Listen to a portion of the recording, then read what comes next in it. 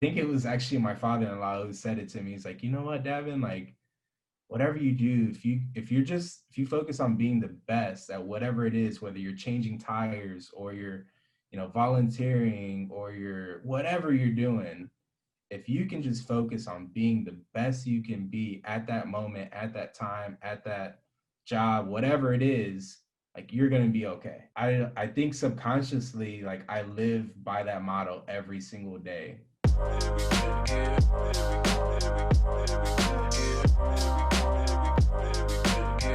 Welcome to the Positive People Posse Living Room. I'm your host, Dom Green, life enthusiast and marketer of Positive People Posse. We are your digital marketing solutions company. Today's special guest is going to be Dav the Sav, Hey, Davin Gordon with Alt Capital. Thank you for being on the Positive People Posse Living Room today. How thank are you for you? having me. I'm happy to be here. I'm doing well. I'm doing well. Good, good, good. Like right now, I would say that, you were just saying that your Mondays, your Tuesdays almost feel like Mondays sometimes. And I'm kind of feeling the same way. A lot of things are changing towards the end of the year. So we all have a lot on our plate, trying to finish out the year strong. So tell me a little bit about what's going on in your world and what you do. For sure. No, definitely. Just to hit on that point, I mean, that's where I'm at right now is really trying to figure out what do I got to be doing to finish this year off strong, and then start planning for next year. I think that's one thing, when your head is down, you tend to lose focus on how important it is to start planning ahead. So I'm already starting to think about what 2021 is going to look like. I think we're all ready to put this year behind us. But really just starting to think of, okay, what's the world going to look like come 2021, and what do I need to be doing to put myself in position to succeed at the end of the day. So a little bit about myself. So I'm currently the Senior Business Development Officer over at AllCap. AllCap is a community development financial institution. So we are an unregulated financial institution that provides financing in the form of debt to small business owners here in the Kansas City region. So That's awesome. I do know of a couple people who you've been connected to that we're familiar with in the Kansas City community, which is the Married Outlaw, Lindsay. yeah, Yeah, she's got an excellent, yeah. program going right now where she's trying to help people within the community get access to cash, and so you guys kind of helped facilitate some of her For sure. needs. Is that right? Yeah, so the really cool thing about AllCap is we actually have, there's three separate organizations. One is Community Capital Fund, which provides like, capacity building for community wealth and well-being. So that could be through grants, it could be through workshops, and more recently it's fiscal sponsorships. And so Community Capital Fund was a fiscal sponsor. And essentially what that means is CCF, Community Capital Fund, will leverage its 501c3 status for a social entrepreneur that doesn't have to go through all the red tape of creating a 501c3 itself, and will leverage another 501c3 to take charitable donations, to be able to get that sort of tax write-off for anyone that wants to make a donation to that social enterprise, and or also apply for grant opportunities. So that's something that we're fairly, getting new to the game. We've been doing it for the last couple of years. So we've worked with folks like the Married Outlaw, Rightfully Sown. There's a few other projects I can't think of off the top of my head, but these are all for-profit businesses that have some sort of a social component. And there are many social fiscal sponsors out there that you could look into. So That's awesome that you guys are getting really creative with money. That's a really new, unique way for people to really engage with, how finance is actually thought of. So, yeah. I'm always trying to figure out like why people have the why of what they're doing as well. And so how did you even get down this road? So tell me a little bit about your past to get you into this financial world. For sure. I would probably say, I think with most of us, with whatever we're passionate about, tends to start early on in our life. So I tend to start with sort of my upbringing. Was raised in a single parent household.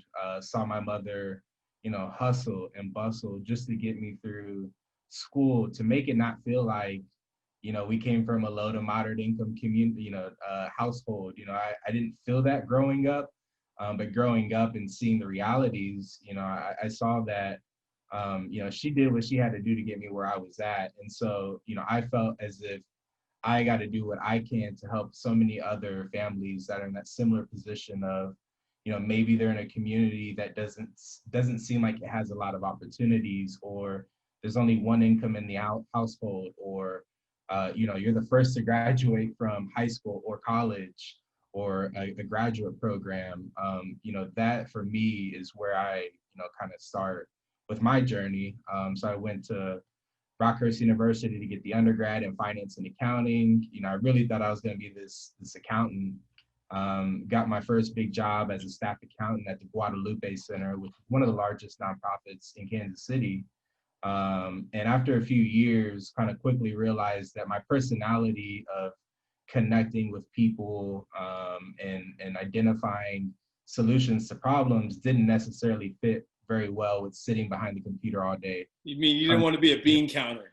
Exactly. So I was very fortunate. I went on a sort of like a leadership program through an organization called NowCab, which focuses on asset building in the Latino community, where I was the only person from the administrative side of their organization. Everyone else was on the program side, in the field, in the community, doing work.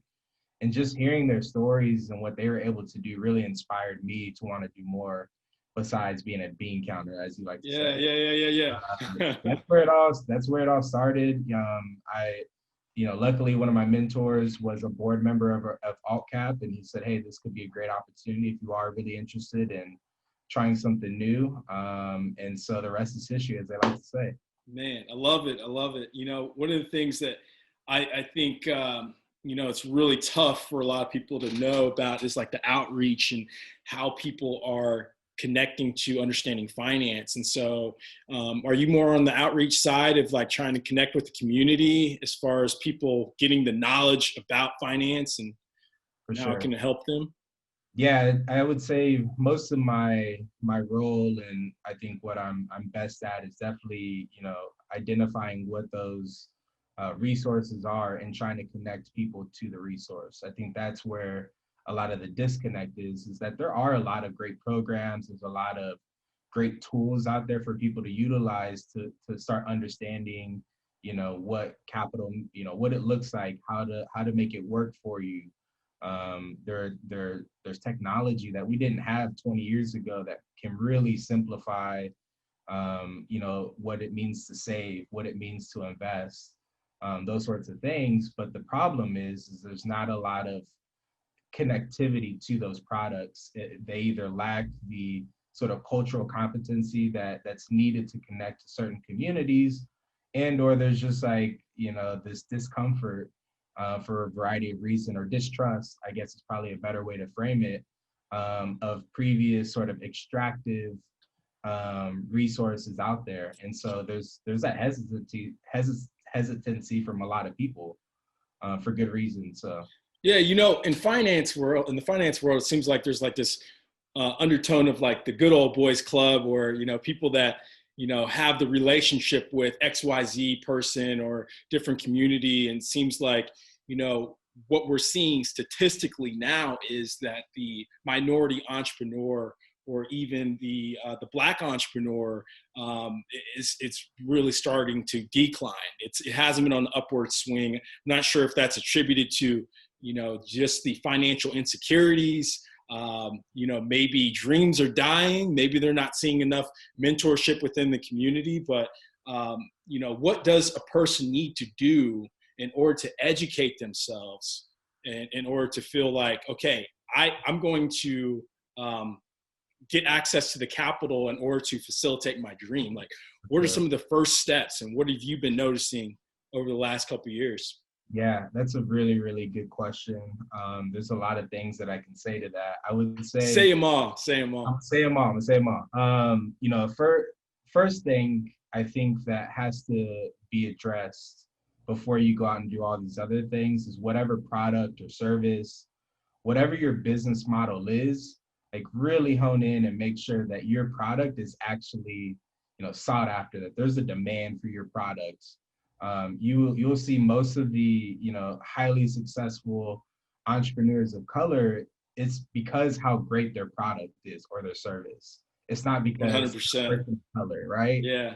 And so I think, that's one thing that I would share is like, whatever you're going to do, whether it's selling, merchandise, or you've got a restaurant or a construction business, like really focus on your customer service or just the quality of the product or the service.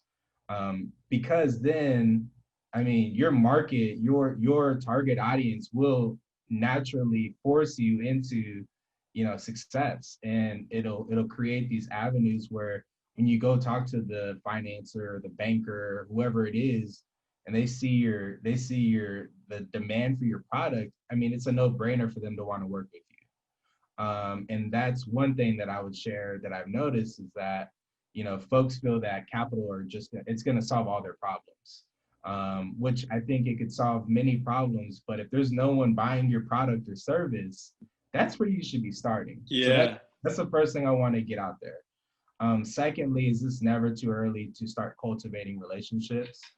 I feel like a lot of times, not just in our community, like the Black and Brown community, but just overall, you don't see a lot of people, developing and really maintaining true relationships. It's always, when I need you, I'm going to reach out to you, right? So true. So true. All the time. You see that happen time and time again.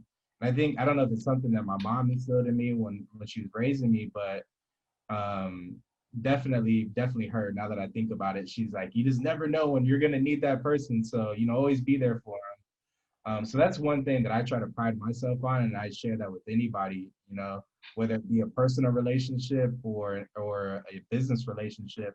Make sure you're checking in on people. Reach out to them when you don't need anything, just to see how they're doing. Those sort of things can go a super long way. And I know that has nothing to do with finance. Dude, no, it has everything to deal with finance, because we're talking about community, and you can't spell community without unity. And right. You're also talking about, that marketing aspect and the word of mouth that goes along with it. You get the support when you put yourself out there. Exactly. I think it's a really tough thing for most people to do, is to start their own business and saying, well, I'm going to have a whole bunch of naysayers out there. Yeah. You put yourself out there, you have these dreams and aspirations, and you're almost thinking that your business model doesn't make sense to anyone and everyone of your family or friends. And you're like, why would you do that? Why wouldn't you just go get a regular job? We all have these aspirations. And so when you put yourself out there, the support that you're going to need in that initial push is going to come from your nucleus, your core. So no, I totally understand that. That was a good thought to have. I'm starting at a very high level, and I want to start working my way down. From there is, and I know it's never comfortable, but making sure you work through your finances. And if you don't feel comfortable with it, there's plenty of people out there that will be willing to, support you through that. So setting up a proper accounting and bookkeeping system at the very beginning is going to pay huge dividends down the road. And the reason I say that is I've seen time and time again, when people come to me for financing or, go talk to a bank, they're going to be looking at your financials to determine your credit worthiness, right? And so if you don't have those together, then I don't know how much I can trust you with my money, right? Yeah. So that's one way to look at it. Any sort of debt that you owe, I'm basically saying, I trust you that you're going to pay me back. And you've got to do whatever the hell you can do to build that trust with me. And that's why I said relationship first. Second is the, making sure you have your books in order. You want to make sure that whatever questions I'm going to have, you're going to have an answer for it.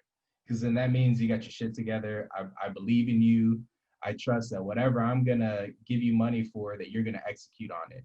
And I'm not going to lose any sleep on that. Yeah, you don't want to look like the idiot when it's all said and done, Exactly. It's people, what I've learned about money is Everyone's so good. Like everyone's like our relationships are always good up until that money exchange, Yeah. and when you get burned and you've been burned before, it's just like, oh, yo, smiling Larry over there. It was all good until, I had to go shake him down, shake him down for his money and stuff. And, when it comes down to it, like there's a lot of integrity that comes along with that relationship, and you have to have that transparency and the lack of knowledge. When you don't know something, you should definitely take the strength of making sure you surround yourself with the right people. So the financial aspect that you said about finding the CPA or the accountant of any sort in order to help you out with those things that you may be insecure about, I think that's really important, because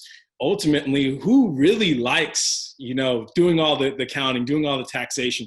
Like, why not work with someone who's already specialized in that shit? Like, I don't want to deal with the everyday, aspect of my books. I just want to go out there and just have a good time, pretty much. That's like, I like selling, but I don't like doing all the accounting myself. So All the bean counting, man. Yeah, man. Special breed. Yeah, man. You have to be a very special individual. Exactly. But the important thing is that you have to have a fundamental understanding of the different terms, the ratios, things like that, because you as a business owner should be making decisions for your business based off your financials. You can learn a lot through what products are most popular. Is there a seasonality to your product or service? If there is, do you run a special promotion during that time? Because it's going to drive business. There's so many different things that you can learn and really utilize to your advantage if you take just a little bit of time to just familiarize yourself and build trust with somebody that can help maybe simplify what a lot of the financial terms might be or ratios. So yeah, man. Do you think that a lot of people who are needing capital, how do they justify their growth or their needs for capital? Is it marketing, or is it people? Yeah.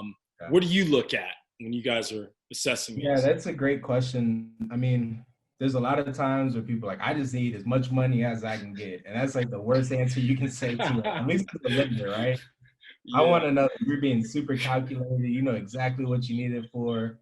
How you doing? Use $1 million. Okay, what are you gonna use that million for? Yeah, But exactly. working capital, and working capital is such a vague term. I mean, I like to use it because it encompasses everything. But when you're talking to someone, whether it be an investor or a financier or whatever, you definitely want to know what you need that money for. Is it payroll? Is it for equipment or materials?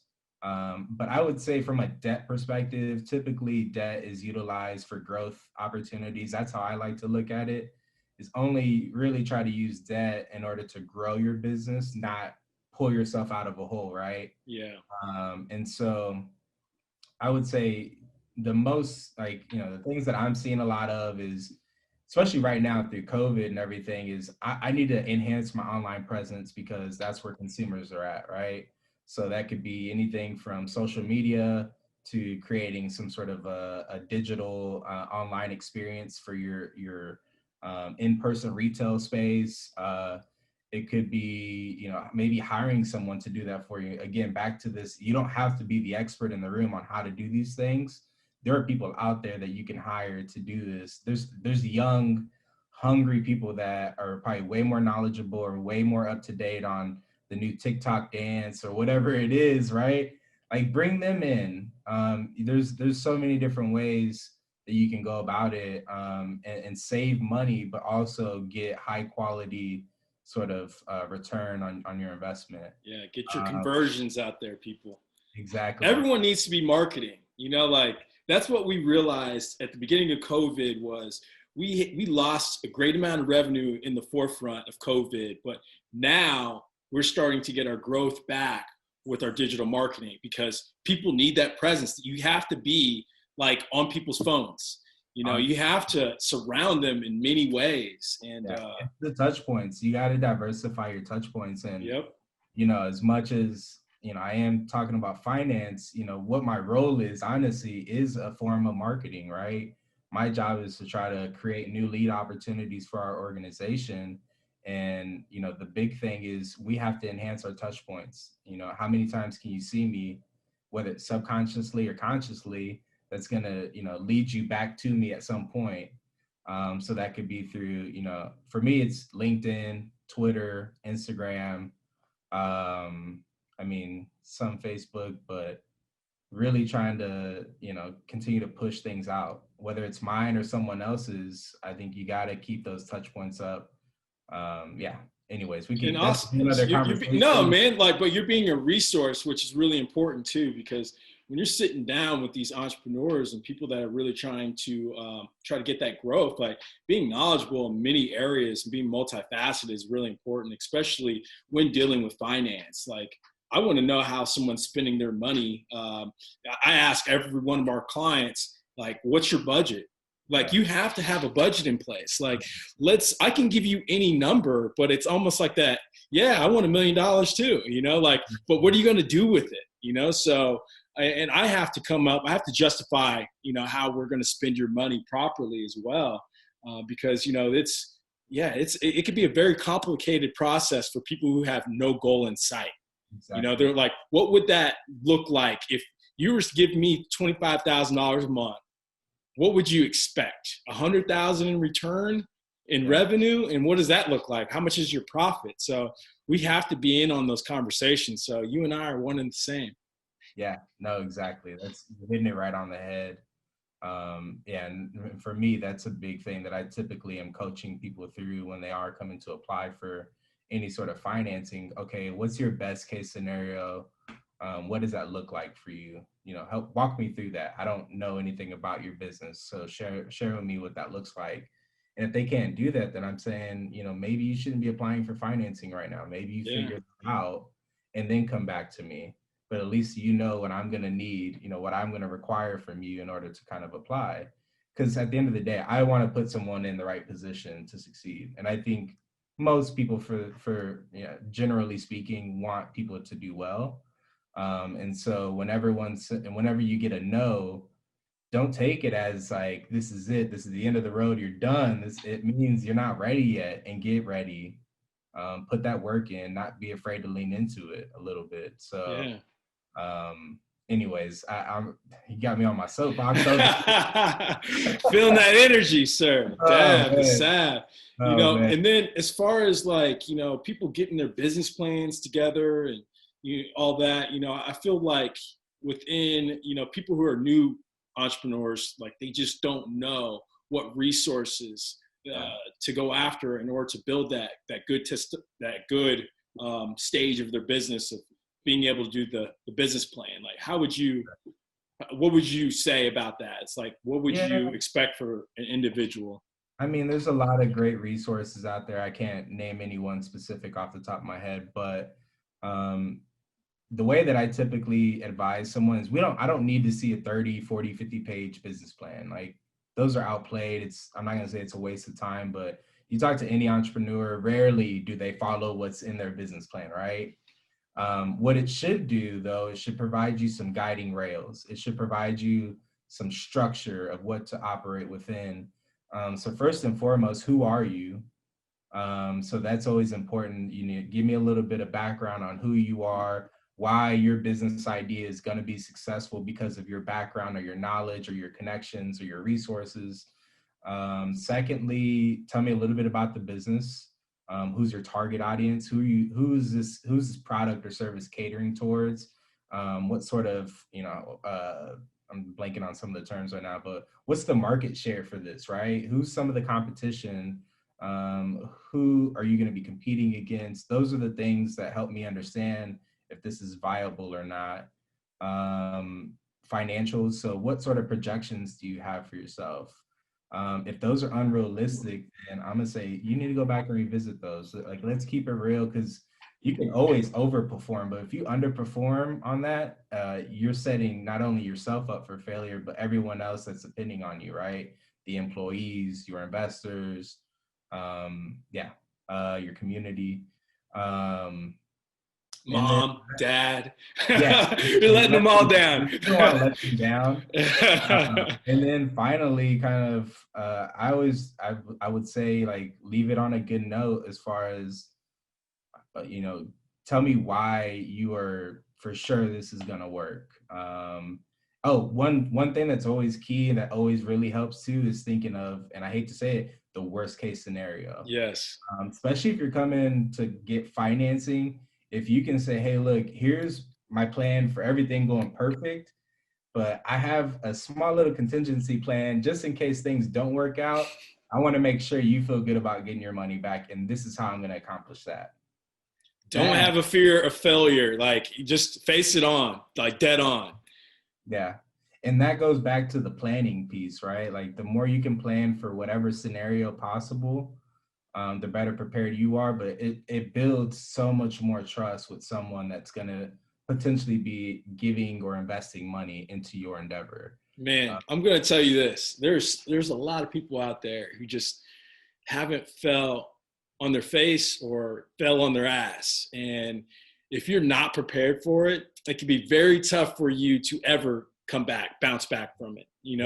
I never got into my feelings when I failed at all because, I think it might be my skin color, it might be what I've observed, but, I get back up really quickly because I'm resilient. It's all I really know. I've observed that through my mom, her being a single parent as well and busting her ass. But, it takes a lot of resilience to be an entrepreneur, and everything's not going to go your way.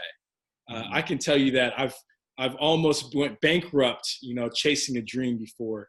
And so I know that for a fact. It's not going to go your way, but if you have the resources, you have the support, you have the worst case scenario plan, you can be resilient and actually overcome a lot of challenges and think more smartly, if anything. So Exactly.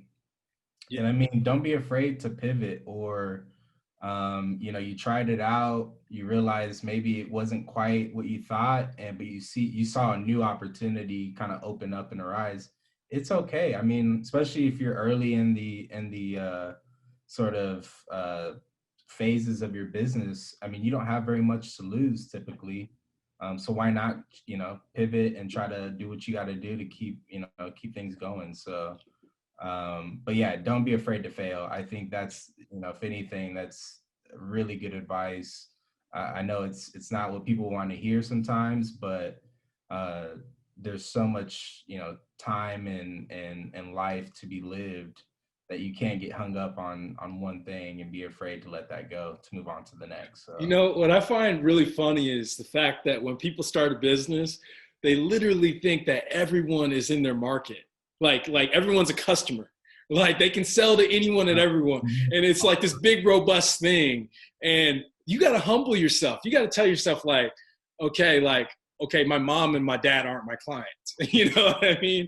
You got to understand who your demographic is, because what I see often is people are trying to sell to everyone. And it just doesn't work like that. You literally have to hone in on a community and figure out who your your ideal customer is. You can get that hype early on, where I see a lot of people kind of short themselves out. It seems like they're really excited about anything and everything, and things just don't go their way. They short out their fuse, and then they're looking for their friends and family to support them. And you have to be constantly curating new relationships. Exactly. It can be tough out there for people who don't really know, the networking side of business. You can spend money on marketing, but you need to be networking. Yeah, networking is king. Relationships is king. So, and I know we keep talking about that, but back to your question though about some of the things that people need to know when it comes to, financing and stuff like that, is personal credit. Especially on the small business side, a lot of people don't realize, or they do if they've already tried to get financing, but your personal finances says a lot about who you are as a individual. And if you are starting a business, your business is directly connected to you. I don't care what you want to say or think, but at the end of the day, your business is you, essentially, right? Yeah. So, if you're not managing your personal finances well, what's going to lead me to think from an outside perspective that you're going to manage the business finance as well. So, the best advice I give to a lot of clients is, especially when it comes to credit, is don't avoid those bumps in the road, because they're going to continue to slow you down, whether it's trying to get a mortgage for a house or an auto loan. Your rates are going to just be so high that you're going to end up spending way more money because you were afraid to, settle on like a old Sprint cell phone bill from back in, 2012 or Yeah. whatever thing is living on there and it hasn't rolled off yet, address it, at least call them, say, hey, look, I don't have $100, I got 50, let's work out a deal. A lot of creditors are willing to do that. And I think the sooner you can, take care of those things, the better. If you don't have any of those problems or you don't use credit at all, at least start building it up, because at some point, I guarantee, that's going to play a factor, whether it be getting a job. And surprisingly enough, there are employers now looking at credit scores, or getting an apartment or buying a house, buying a car, starting a business, all of those things. For whatever reason, unfortunately, I didn't create the system, y'all. Don't get mad at me. Yeah.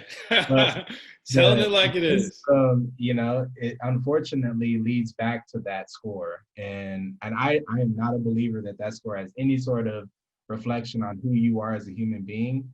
But unfortunately, based on the system that has been created for us, not by us, but for us, has told us, that is one indicator that tells someone how much they can trust you. Yeah, 100%. And I wish there was more of a front-facing system that we could see, like a Yelp review on human beings. Yeah. Let's create that. We need a Yelp system for other people. We're collaborating on this concept. We believe in it. We're in business together. Right now. I'm writing down the business plan. Yes, sir. Yes, sir. Another thing for me is, like what I've understood, like personal story for me. I've started a lot of businesses. Some have been successes. Some of them have been failures. One of the failures that I had was when I had a commercial construction company, and I was in charge of the marketing aspect, sales aspect, but that was directly tied to me. So the failure of that business, and being that the business almost went bankrupt, I was now in debt to other creditors, and so the scary aspect was, if you owe creditors and other people, let's say the excess of, $350,000, and you only have $150,000 in your bank, what's the best solution for you to do? And it was something what you said was go back to those people and start negotiating terms and conditions, rather than allowing it to impact and hurt you. And that's something that I realized right then and there was like, well, I don't have all of this money. But I don't want to be bankrupt, and we have to get creative. And so going to each and every one of them and facing our fears and our challenges, where you don't want to have that uncomfortable conversation.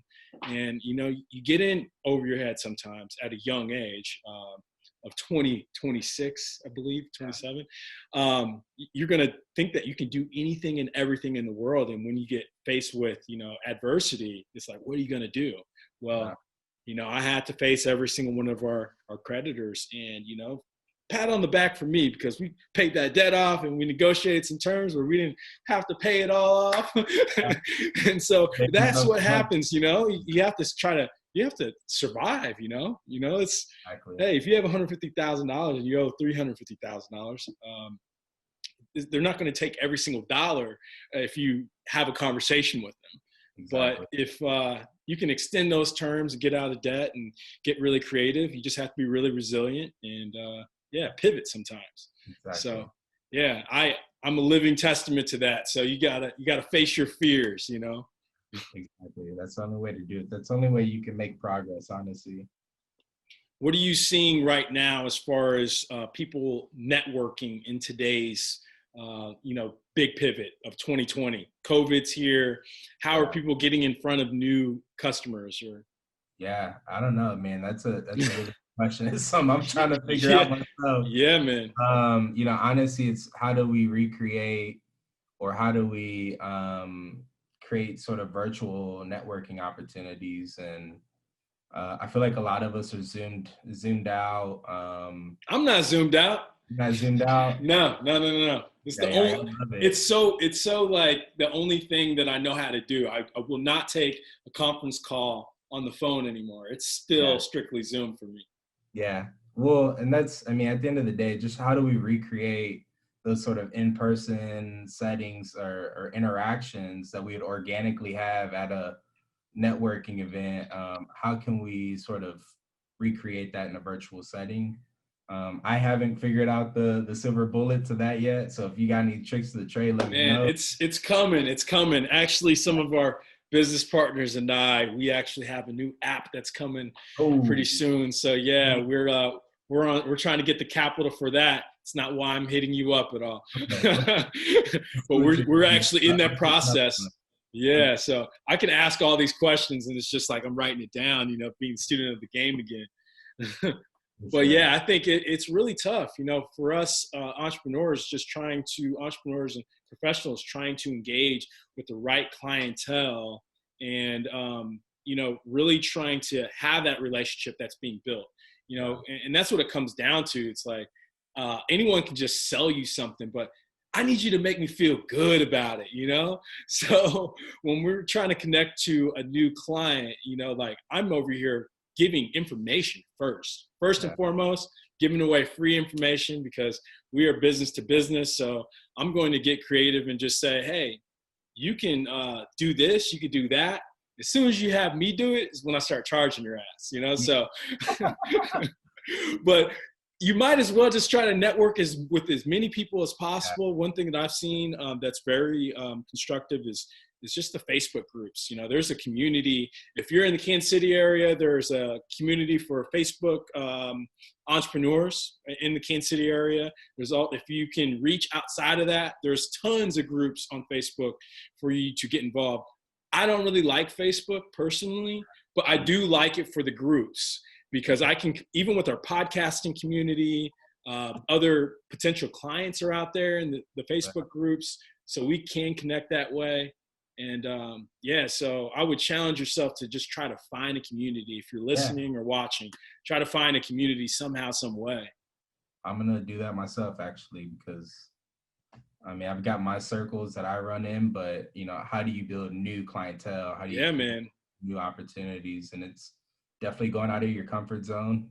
100%. And people don't know what you're about. If you're just walking down the street, just some random stranger. So in today's world, we're wearing masks, so you don't even have that friendly smile or hello or whatever, or being able to be like, oh, the back of Davin's head looks very familiar. Hey, I've seen you somewhere. It's kind of weird.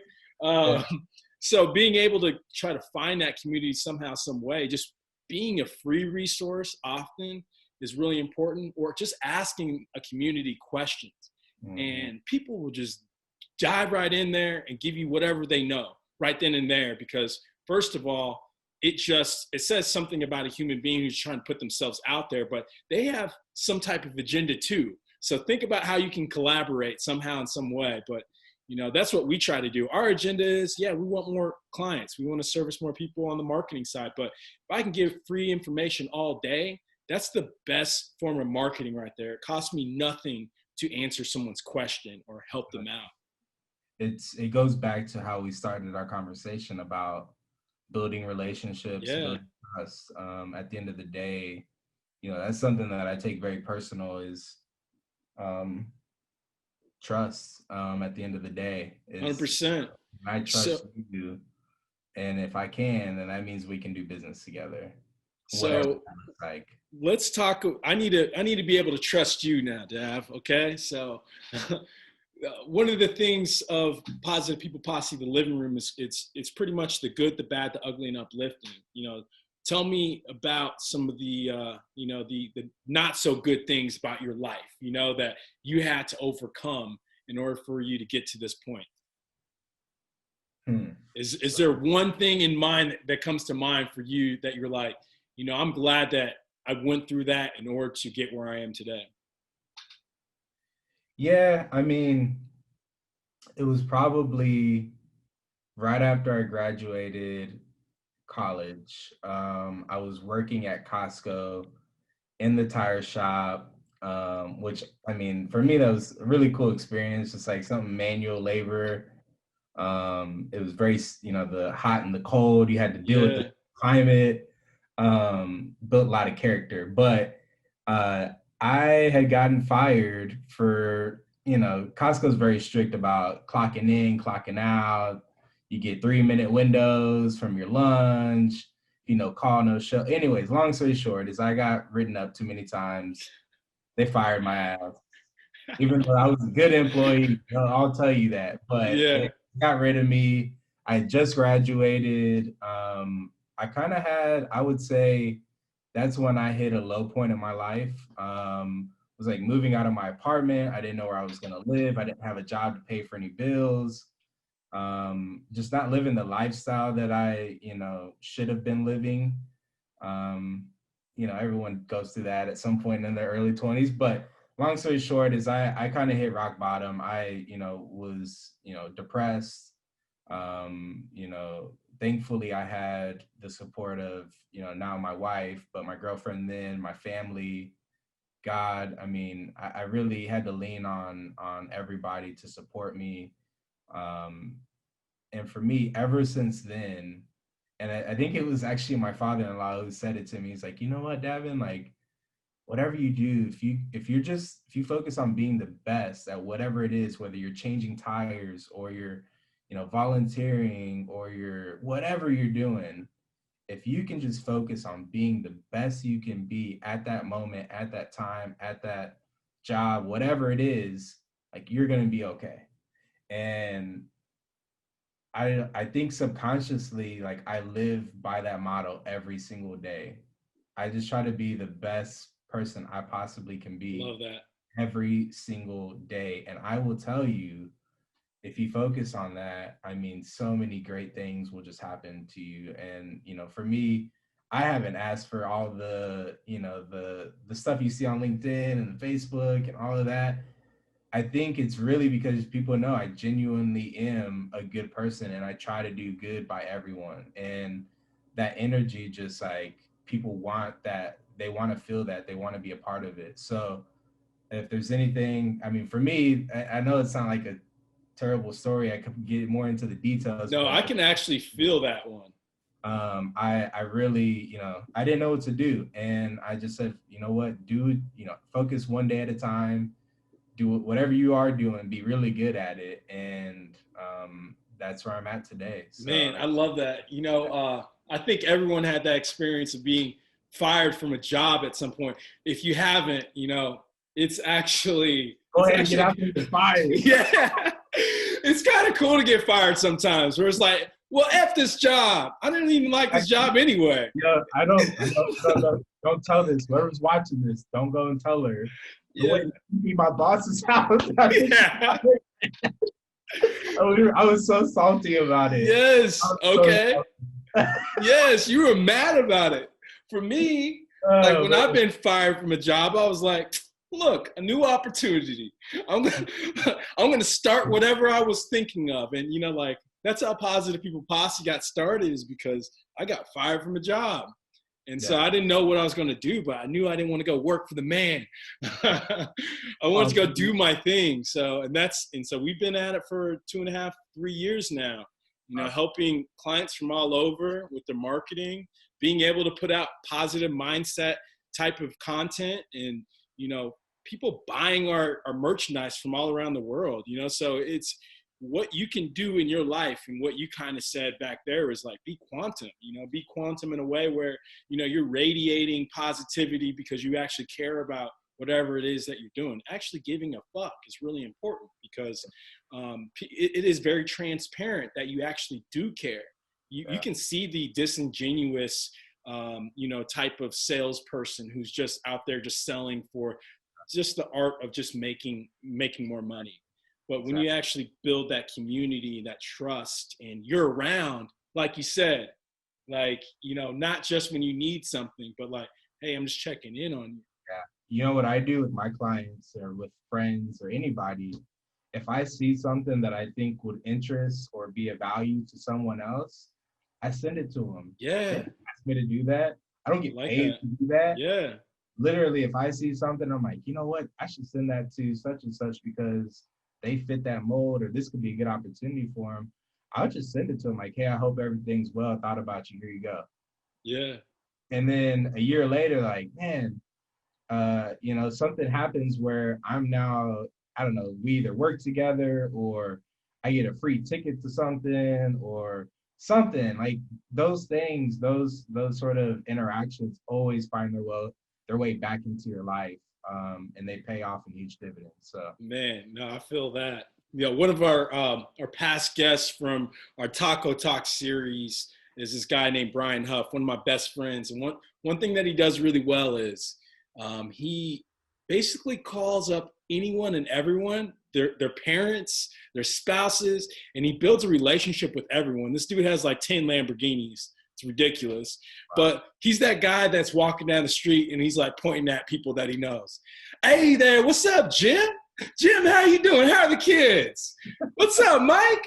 How you been? How's business going? All right, good. Keeps it moving, but he's constantly networking. He's constantly reminding people that he's not too busy for their referrals, and it's one of the things that he constantly says. And it's the same thing with anything and everything that we're doing. It's like, if you're going to be a professional, let people know what you're about. Let them know what you do, whether if it's your restaurant or if you're being of service to the community or whatever it is. Let people know what you're about, yeah, because I mean that goes in to my a lot. is, don't be afraid to be vulnerable or ask for help. And I think that, in itself, and I know very, it's a cultural thing too. There's a lot Yeah, of pride in our culture. There's, I don't need your help. I can do this on myself. Sort of mentality. And, to be real, like you need the community, you need everybody. It takes a village. And a rising tide lifts all sails. So yeah, at the end of the day, don't be afraid to ask for help, because if I can help you be successful or avoid a huge pitfall, we're all going to benefit from it. yeah, Not you, but we all will benefit from it indirectly or directly. Which, I didn't want to get into the history of our finance world, oh no, you should. and how it's been, very intentional about, leaving communities out. But yeah, I mean, this is the time more than ever to, demand what you need or ask for what you really feel like you deserve. And ask for help. People like me, I like to be as accessible as possible. You can Yeah, text me, you can call me, you can reach out to me on any of the socials. Like, I'll respond to you. I'll get back to you. I had an opportunity just arise through, I met um, this lady through a virtual town hall that we did. She's like, well, reach out to me. She was the panelist. I was just asking a question. I reached out to her, and it's like we chopped it up. I mean, that's what it's about. Everyone wants to. I mean, not everybody. Most people want to help a fellow human being or you American. should. You want to Most people identify. should want to. Like, hey, I just try to tell anyone and everyone it's all about me being able to do business with my buddies. Whether if I've known you for a long time or not, like I want to be able to just chop it up, have a good conversation, and see where that progresses, and then we start picking each other's brains. Like, but I see there are people in the communities that will not help somebody else out or share that knowledge. And if you could share that knowledge, that wisdom, or give someone else access to some of your resources or your network, that really goes a long way too. You never know where someone's going to lead just by giving a little bit of free information out there. Yep. Yep. You never know who holds those keys to the door you've always wanted to open, right? Yeah. It could be a stranger, it could be your next door neighbor, but if you don't talk to them, if you don't build a relationship with them, if you don't trust them, then you'll never know. Yeah, So man. Yeah, we actually came out with the children's book called We're All Weird. And, so up until this point, we don't really ask anyone to support anything, but we ask people to support this because we're like, this is a message that we want to see people just buy into, not just buy into, but share with other people. And we were able to get, just some little bit of money up front that basically went into something that we already spent about $35,000 into on this media project for us. But we were able to raise about $11,000 within 30 days time, because, people really cared about that message, but we needed that support. So we were vocal about who we are and what our intentions are for this book. And so stuff like that, it's really important. Like, you never know when you're going to need that helping hand. $11,000 isn't a whole lot of money, but when we're going to spend another $20,000, in order to get this book out there to the world, it's a lot, so it shows that community is there, and you're going to always need people. You're going to need people for everything. So yeah, I really appreciate you saying all that. It reaffirms everything that we're about. That's right. Yeah, man. So a little bit about how people can follow you and how they can follow your organization and maybe reach out to you. So what is maybe your Instagram handle? Yeah, so to find All Cap and find out more information about the organization I work for, it is, I think most of our handles are at Alt, A-L-T, Cap, C-A-P, K-C. I think that'll be both our Twitter and our Instagram handle. And then you can find us on Facebook, All Cap. But if you want to find me personally, at Dav the Sav, so it's DAV_the THESAV, and that's both Twitter and Instagram. I try to be active on both. But yeah, and then are you on TikTok? I'm not on TikTok. Okay, I was about to say, if you're Dav the Sav on TikTok, I want to see you do the savage dance. But I will say, I've grown a huge appreciation for my boy Dogface, man. Oh, man. I don't know what by him, but it's just like, it's so energy he puts out into the world. What's funny about that is Dogface, me and him, we connected back in I want to say April on TikTok. No way. And he was doing some dance, some Crip walk or whatever. Yeah. And I hit him in the comments. I was like, river dancing food.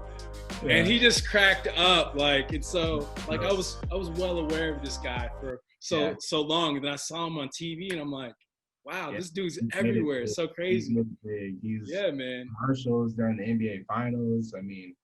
That I think in itself speaks to the sort of opportunity people have, though. It literally takes one viral moment for your life to just completely change, hopefully for the better. So you are going to at least get one moment in your life. And what you do with that moment and how you capitalize on that, you can actually do a lot of tremendous things. And so everyone's worthy of at least one big moment. So we can help you with that big moment here at Positive People Posse 3P Media. And you can reach out to us, info@positivepeopleposse.com, or visit our website at positivepeopleposse.com. Dav the Sav, thank you very much for being on The Living Room. Sure. This was an amazing interview. Looking forward to seeing and doing more with you. Yes, sir. I appreciate it. Thanks for having me.